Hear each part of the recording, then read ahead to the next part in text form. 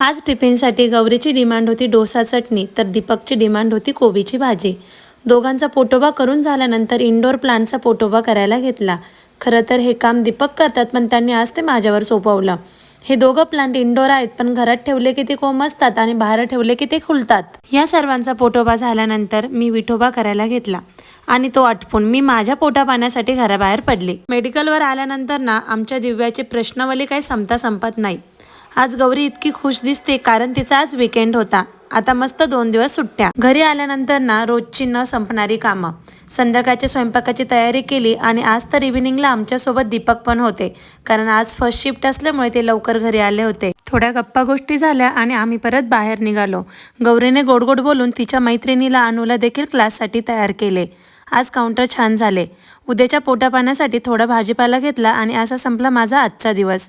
भेटूया उद्याच्या व्लॉगमध्ये. तोपर्यंत बाय अँड थँक्यू.